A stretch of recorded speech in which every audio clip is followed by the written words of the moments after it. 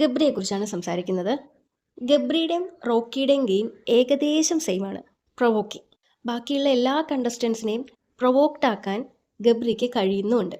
പക്ഷേ ഒരു രക്ഷയില്ലാത്ത മാനിപ്പുലേഷനാണ്. സ്വന്തം മിസ്റ്റേക്ക് അംഗീകരിക്കില്ല എന്ന് മാത്രമല്ല, അത് ന്യായീകരിച്ച് കുറ്റം മൊത്തം ബാക്കിയുള്ളവരുടെ തലയിലും ആക്കും. ഇപ്പം തന്നെ ഗബ്രിയുടെയും ജാസ്മിൻ്റെയും വിഷയത്തിൽ ഗബ്രി കുറ്റപ്പെടുത്തുന്നത് ബാക്കി കണ്ടസ്റ്റൻസിനെയും പൊതുസമൂഹത്തിനെയാണ്.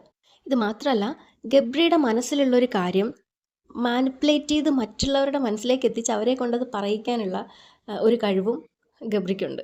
പലതരം സ്ട്രാറ്റജീസ് യൂസ് ചെയ്ത് കളിക്കുന്ന രീതിയാണ് ഗബ്രിയുടെ. പലതും പാളിപ്പോയിട്ടുണ്ട്, നെഗറ്റീവായിട്ടും ഉണ്ട്. ഗബ്രി നന്നായിട്ട് ഗെയിം കളിക്കുന്നുണ്ട്, ഇഷ്ടം പോലെ കണ്ടൻറ്റും കൊടുക്കുന്നുണ്ട്.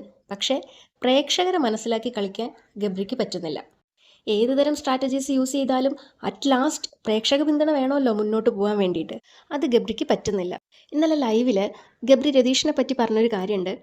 പുള്ളി ഇഷ്ടംപോലെ പ്രശ്നങ്ങൾ ഉണ്ടാക്കും, പക്ഷേ എന്നിട്ട് മാറി നിന്നിട്ട് ഞാൻ അതൊക്കെ കണ്ടന്റിന് വേണ്ടിയിട്ട് ചെയ്തതാണ് എന്ന് പറയുകയും ചെയ്യും. അതാണ് പുള്ളിയുടെ പ്രശ്നം. അതേപോലെ രതീഷിനെ എല്ലാവരും കൂടി കോർണർ ചെയ്തപ്പോൾ പുള്ളി അത് ശരിയായിട്ട് ഉപയോഗിച്ചില്ല എന്നും ഗബ്രി പറയുന്നുണ്ട്. ഒരു തരത്തിൽ പറഞ്ഞാൽ രതീഷിൻ്റെ തന്നെ വേറൊരു ഗെയിമാണ് ഗബ്രി കളിക്കുന്നത്. ഗബ്രിയും സ്ക്രീൻ സ്പേസിന് വേണ്ടിയിട്ടാണ് ചിലതൊക്കെ കാണിക്കുന്നതെന്ന് പുറത്ത് മനസ്സിലാവുന്നത് കൊണ്ടാണ് ഗബ്രീൻ്റെ ഗെയിമും പാളിപ്പോകുന്നത്. പക്ഷേ ഈ ഉണ്ടാക്കിയ എല്ലാ നെഗറ്റീവ്സും ഗബ്രിക്ക് പോസിറ്റീവ് ആക്കാനും അറിയാം. അത് ഇന്നത്തെ ലൈവിൽ പറയുന്നുണ്ട്. എത്രയൊക്കെ നെഗറ്റീവ് ഉണ്ടാക്കിയാലും അത് കഴിഞ്ഞിട്ട് പിന്നെ കുറച്ച് പോസിറ്റീവായിട്ടുള്ള കാര്യം ചെയ്തു കഴിഞ്ഞാൽ ആൾക്കാർ അംഗീകരിച്ചോളൂ എന്ന്. അതിനാദ്യം ഗബ്രി ചെയ്യേണ്ടത് ഞാൻ മാത്രമാണ് പെർഫെക്റ്റ്, ഞാൻ ചെയ്യുന്ന ഗെയിമാണ് ശരി എന്നുള്ളൊരു ധാരണ എടുത്ത് മാറ്റി വയ്ക്കുക. ഈ ഞാൻ ചെയ്യുന്നതെല്ലാം ശരിയാണെന്ന് ധരിക്കുമ്പോൾ എന്ത് പറ്റും, നമ്മളിങ്ങനെ അനലൈസ് ചെയ്യുമ്പോൾ എല്ലാം എൻ്റെ ശരിയാണല്ലോ, പിന്നെ ഞാൻ തിരുത്തേണ്ട ആവശ്യമില്ലല്ലോ എന്ന് വിചാരിക്കും. എന്നിട്ട് അതിനെ ഇങ്ങനെ ചെയ്യുന്ന മിസ്റ്റേക്കുകളൊക്കെ ഇങ്ങനെ ന്യായീകരിച്ചുകൊണ്ടേയിരിക്കും. ആ ചിന്ത ആദ്യം മാറ്റി വയ്ക്കുക.